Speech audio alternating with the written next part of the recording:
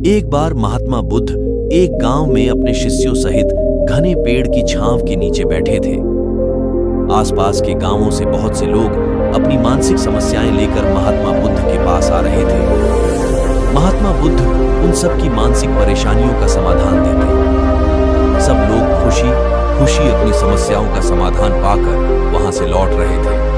वहीं से कुछ दूर बैठा लोगों को बुद्ध के पास जाते देख एक दुखी भिखारी अपने भाग्य को कोसता हुआ यही सोचने लगा कि अभी कुछ देर पहले तो ये लोग दुखी मन से मुंह लटकाए उन महात्मा के पास गए थे और अब इतना खुश होकर कैसे वापस लौट रहे हैं। आखिर माजरा क्या है, जरा मैं भी जाकर देखूं कि वो महात्मा ऐसा कौन सा खजाना बांट रहा है इन लोगों को।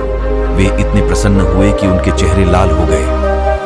जब वो दुख भिखारी कुछ नजदीक गया तो उसने देखा कि ये महात्मा तो लोगों को प्रवचन देकर लोगों के दुख का निवारण कर रहे हैं। ये देखकर भिखारी के मन में भी तीव्र इच्छा हुई कि क्यों न मैं भी इन महात्मा को अपना दुख बताऊं। मुझे भी अपने दुख का समाधान अवश्य मिलेगा।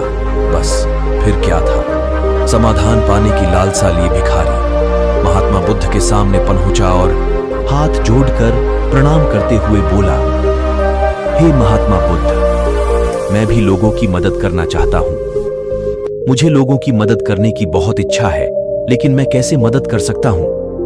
मैं बहुत गरीब हूं। मेरे पास न तो पैसे हैं और न ही कोई ऐसी चीज जिससे मैं किसी की मदद कर सकूं। मैं कोशिश करने पर भी किसी की मदद नहीं कर सकता। मुझे भगवान ने इतना गरीब क्यों बनाया?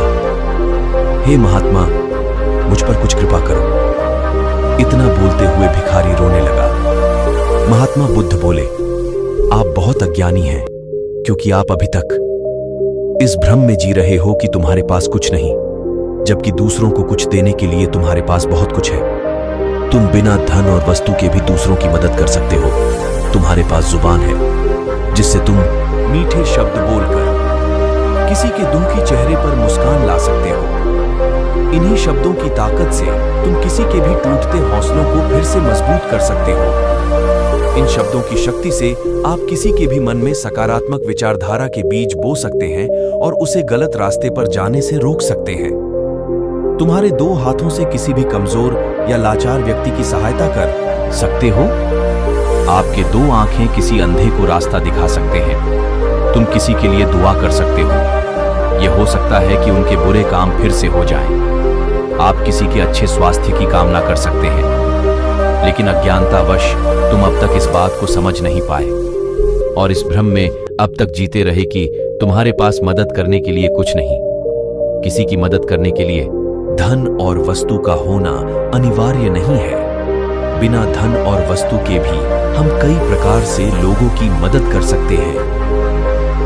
महात्मा बुद्ध के ज्ञान से भरे ये सुंदर शब्द सुनकर भिखारी के चेहरे पर मुस्कान आ गई और वह खुशी से झूमता हुआ वहां से चल। दोस्तों, महात्मा बुद्ध की इन बातों से बहुत कुछ सीखा गया। आजकल बहुत से लोग यह सोचकर दुखी होते हैं कि मेरे पास ये नहीं है, बल्कि जो आपके पास है उसी में संतुष्ट रहना सीखें और बिना मतलब के लोगों की मदद करें। इन्हीं से आपको परम सुख की प्राप्ति होगी। दोस्तों, अगर ये आपको कहानी अच्छी लगी हो तो आप चैनल को सब्सक्राइब और लाइक कर दीजिए।